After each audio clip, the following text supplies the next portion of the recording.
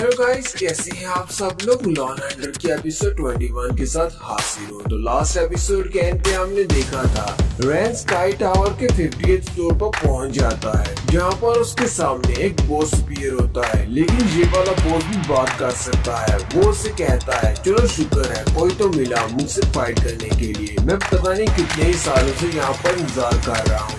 रैन उस बॉस से कहता है, क्या तुम एक इंसान हो या फिर एक डीमन हो, और तुमने कहा कि तुम यहाँ पर सालों से इंतजार कर रही हो। इस बात का क्या मतलब है। वो बॉस रैन से कहता है, इस बात से क्या फर्क पड़ता है कि मैं एक इंसान हूँ या फिर डीमन हूँ। मैं पिछले कई हजार सालों से यहीं पर इंतजार कर रहा हूँ ताकि कोई यहाँ पर आए और मेरे साथ फाइट करे। बहुत ही कम लोग ऐसे होते हैं जो कि यहाँ तक पहुँच पाते हैं और मेरे साथ फाइट कर सकते हैं। आज तो मुझे बहुत ज्यादा मजा आने वाला है। मेरी पूरी की पूरी बॉडी में एक नई एनर्जी आ गई है क्योंकि मैं फाइट करने वाला हूँ। रैन उसकी तरफ देखता और कहता है, ये तो बिल्कुल 10वें फ्लोर के बॉस की तरह का है। वो भी इसी की तरह सोच रहा था, यानी कि उसे भी सिर्फ फाइट करना थी। इन बॉस को देखकर तो लगता है जैसे इनका ब्रेन वॉश किया गया है। इन्हें यहाँ पर सिर्फ एक ही मकसद के लिए रखा गया है ताकि ये यहाँ पर आने वाले किसी भी बंदे के साथ फाइट कर सके। इनको फाइटिंग के अलावा बाकी सब कुछ बुला दिया गया है। इन्हें सिर्फ एक ही बात का पता है कि फाइटिंग करनी है।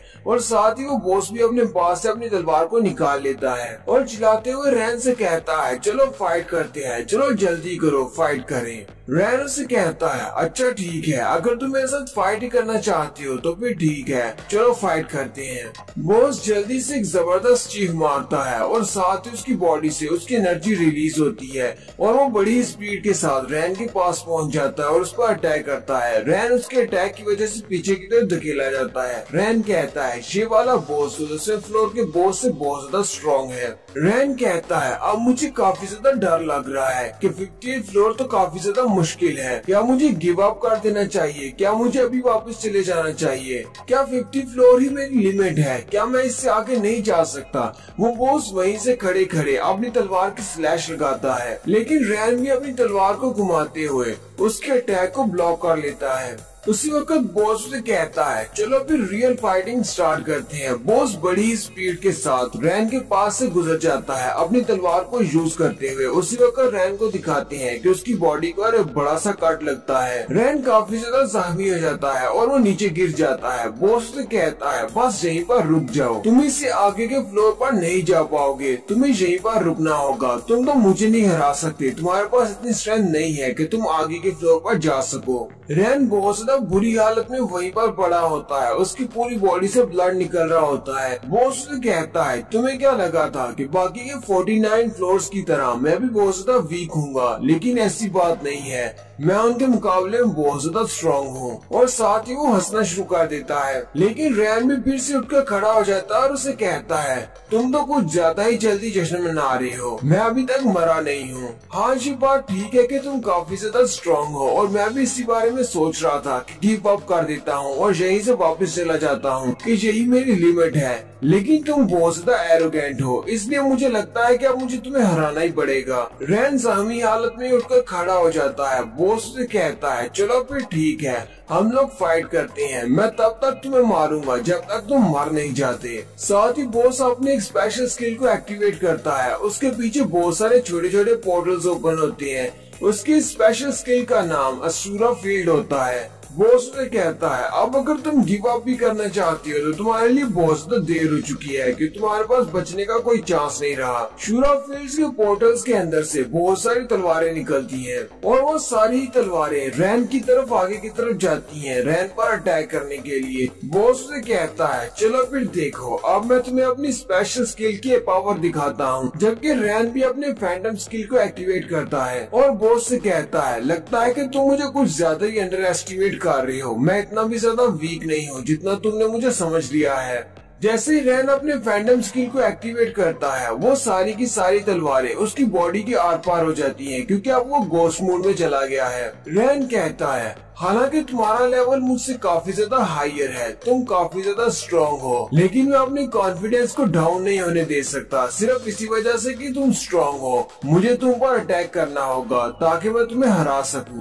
बॉस भी उसके फैंटम स्किल को देखकर काफी ज्यादा हैरान हो जाता है और कहता है इसका ये स्पेल तो काफी ज्यादा अच्छा है, इसकी वजह से मेरी कोई भी तलवार इसके पर डैमेज नहीं कर पा रही। रैन बड़ी ही स्पीड के साथ बॉस के पीछे चला जाता है और पीछे वाली साइड से अपने ब्लेड को घुमाते हुए उसके ऊपर अटैक कर देता है और कहता है अगर मैं तुम्हारी वजह से यहीं पर रुक जाता हूँ तो फिर मुझे एक हंटर बनने का हक नहीं है, यानी कि मैं बहुत ज्यादा वीक हूँ, मुझे तुम्हें यहीं पर मारना होगा और उसके बाद मैं आगे के फ्लोर्स को भी क्लियर करूंगा। रैन के अटैक की वजह से बॉस पर स्लैश लगती है जिसकी वजह से बॉस काफी ज्यादा जख्मी हो जाता है और वो पीछे की तरफ गिर जाता है। गिरने के बाद बॉस फिर से हंसना शुरू कर देता है और कहता है चलो फिर ठीक है, मुझे अपनी असली पावर दिखाओ। रैन उसे कहता है हाँ क्यों नहीं, हम लोग फाइट टू डेथ करते हैं।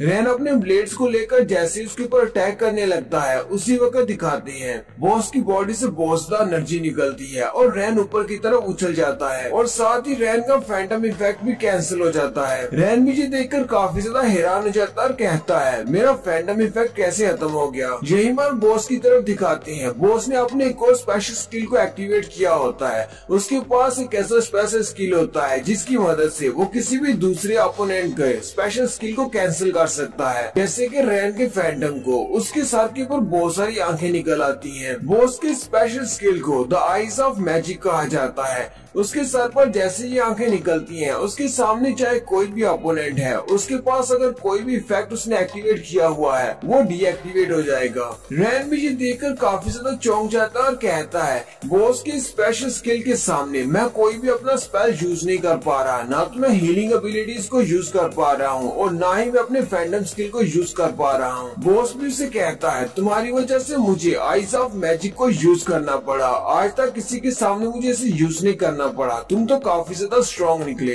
लेकिन अब तुम नहीं बचोगे जबकि मैंने अपने स्पेशल स्किल को एक्टिवेट कर दिया है। और वो फिर से अपनी शूरा फील्ड को एक्टिवेट करता है और बहुत सारी तलवारें निकाल लेता है। अब क्योंकि रैन के पास फैंटम इफेक्ट नहीं है वो सारी की सारी तलवारें रैन की तरफ ऊपर की तरफ जाती हैं। रैन कहता है मुझे यहाँ पर नहीं मरना, अगर मैं यहाँ पर मरने वाला हूँ तो मैं तुम्हें भी अपने साथ लेकर मरूंगा। रैन उसकी तलवारों के बीच में से होता हुआ बड़े ही जबरदस्त तरीके से उसके ऊपर अटैक कर देता है। जैसे रैन अपने दोनों डैगर्स के साथ उसके ऊपर अटैक करता है वहाँ पर एक जबरदस्त एनर्जी फील्ड बनती है। नेक्स्ट सीन में रैन को दिखाते हैं रैन और वह दोनों एक दूसरे की तरफ पीट करके खड़े होते हैं। रैन बहुत ज्यादा जख्मी होता है, रैन की शर्ट भी फट चुकी है और उसकी पूरी बॉडी के ऊपर ब्लड लगा हुआ है। रैन उस बॉस से कहता है तुम यहाँ पर चाहे जितनी बार मर्जी मर जाओ तुम फिर भी रीसेट हो जाओगे, लेकिन मेरे पास सिर्फ एक ही जिंदगी है, अब चुपचाप मर जाओ और अपनी हार मान लो।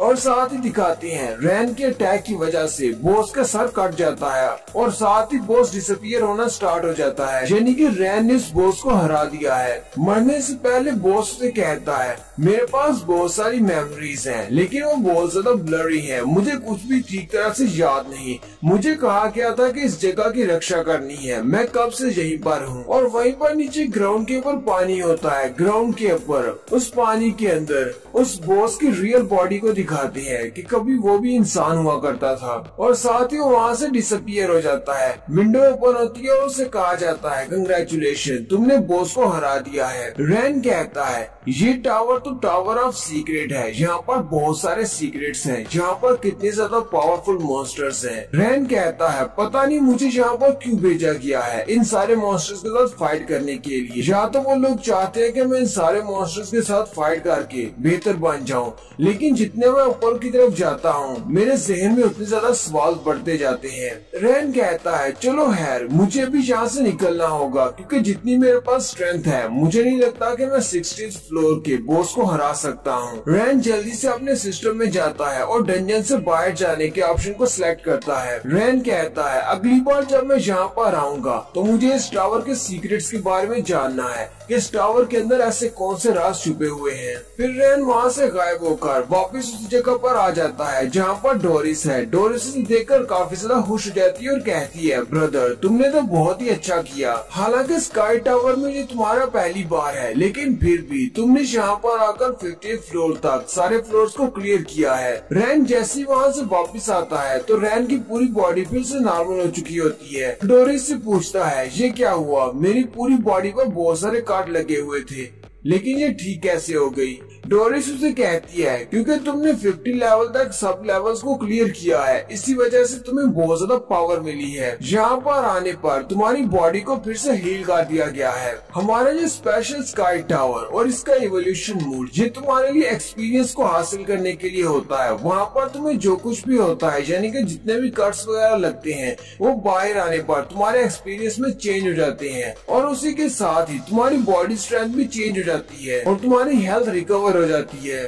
अब जबकि तुम वापस आ चुके हो, चलो ठीक है, मैं तुम्हारे रिवार्ड्स को कलेक्ट करती हूँ और तुम्हें बताती हूँ कि तुमने टावर के अंदर क्या कुछ हासिल किया है। रैन अपने पास से 4-5 एबिलिटीज निकालती है और कहती है, तुमने यहाँ पर जितने भी फ्लोर्स को क्लियर किया है उनके मुताबिक तुम्हें 350 के एक्सपीरियंस पॉइंट्स मिले हैं और इसके साथ साथ तुम्हें 5 बॉसेस को मारने पर 5 स्पेशल स्किल्स भी मिले हैं। ये 5 स्किल्स तुम अपने ब्लेड पर यूज कर सकते हो। रैन डोरिस से कहता है, मेरे जहन में अभी एक सवाल है जो मैं तुमसे पूछना चाहता हूँ। रैन कहता है, मैंने यहाँ पर जितने भी मॉन्स्टर्स को मारा है वो सारे मॉन्स्टर्स अपने पीछे कुछ न कुछ छोड़कर जाते हैं। वो कुछ ऐसा होता है जो कि मैं अपने ब्लेड के साथ फ्यूज कर सकता हूँ, लेकिन मुझे इस बात की समझ नहीं आई। तुम और इस जगह पर बहुत सारे सीक्रेट छुपे हुए हैं। आखिर ये स्काई टावर है क्या? इसे किसने बनाया है? डोरिस उसे कहती है, मैं एक आर्टिफिशियल इंटेलिजेंस सिस्टम हूँ, मुझे आपके बारे में सब कुछ पता है जो भी मुझे बताया जाता है, लेकिन मुझे इस बारे में कोई भी इंफॉर्मेशन नहीं है कि इस टावर के राज क्या है। और साथ ही वो उसे कहती है, अब मैं यहाँ से जा रही हूँ, नेक्स्ट टाइम जब तुम यहाँ पर आओगे मैं तुम्हारा इंतजार करूंगी, जल्दी से वापस आना ताकि तुम यहाँ पर आकर और भी ज्यादा एक्सपीरियंस पॉइंट्स हासिल कर सको। और साथ ही डोरिस वहाँ से चली जाती है और वो रैन को भी उस टावर से बाहर भेज देती है। रैन जब उस टावर से बाहर निकलता है तो वो हंटर एसोसिएशन की बिल्डिंग में होता है, यानी कि वो 3rd फ्लोर पर होता है जहाँ पर मिस्टर ट्रेडर ने उसे बताया था कि इसका पोर्टल है। रैन 3rd फ्लोर पर निकलता है और फिर लिफ्ट में खड़ा होकर नीचे आ जाता है। रैन सोच रहा होता है, ये स्काई टावर और हंटर एसोसिएशन वाले ये कोई ना कोई राज छुपा रहे हैं। अगली बार जब मैं स्काई टावर में जाऊंगा मैं कोशिश करूंगा कि 75th फ्लोर तक सब कुछ क्लियर करूं। मुझे लगता है कि मेरे ब्लेड ऑफ एवोल्यूशन का ताल्लुक मेरी मॉम की मौत के साथ है। रैन अपने पास उन सारे स्पेशल स्किल्स को निकालता है जो कि उसे बॉस को मारने पर मिले हैं। रैन कहता है, एक बार मैं घर चला जाऊँ, थोड़ी देर रेस्ट करने के बाद मैं इनको चेक करूंगा कि मुझे कौन कौन से स्पेशल स्किल मिले हैं। जैसे ही लिफ्ट का दरवाजा खुलता है और रैन बाहर निकलता है,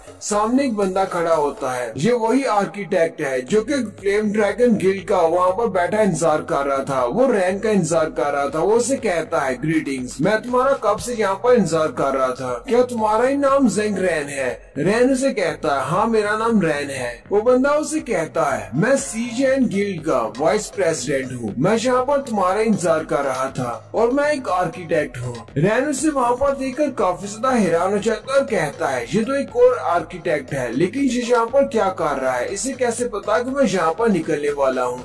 और यहीं पर हमारी एपिसोड 21 का एंड होता है। एपिसोड की एक्सप्लेनेशन अच्छी लगी हो तो कमेंट करके जरूर बताइएगा। चैनल को सब्सक्राइब कर दे, वीडियो को लाइक और शेयर कर दे। शुक्रिया।